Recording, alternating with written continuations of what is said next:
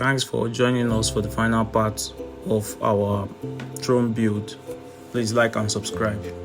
So in this part, we are going to be adding our ailerons, our rudder, and our landing gear. This is me applying hot glue to hold our landing gear to the airframe. So here's a common problem you face when using the FlySky i6 microcontroller, and this is how to solve this problem. Follow the steps like I did. We are done with that.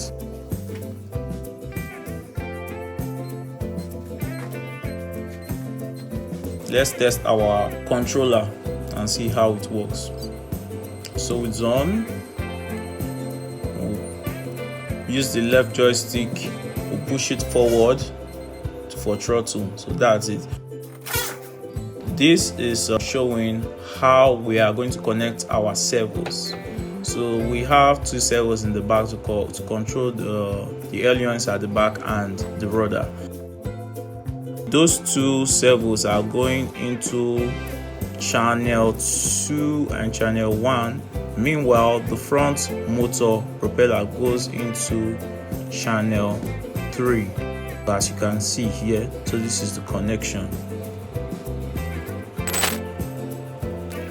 The next part of the build, we need to attach our motor to the front of the aircraft. So this is the way we went about it. So the motor mount that came with the motor that I ordered, it's too big. I don't know how come, but it happened to be too big and I can't use it for the motor. So I have to create my own motor mount using plastic.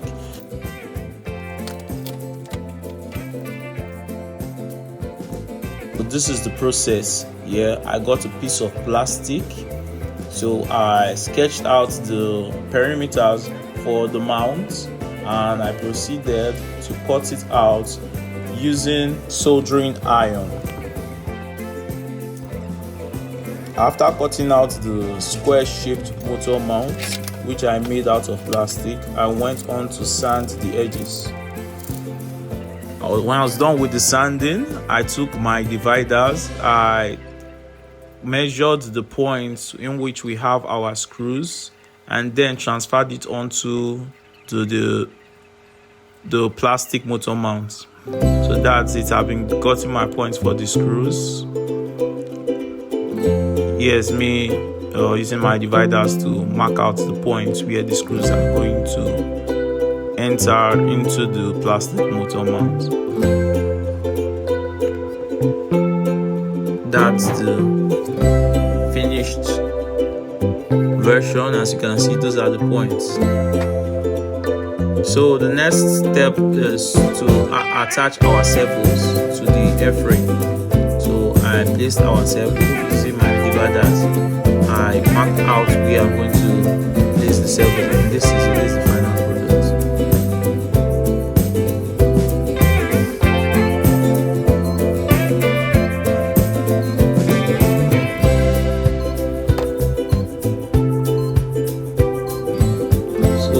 Here's a simple test to see how the back rudder works.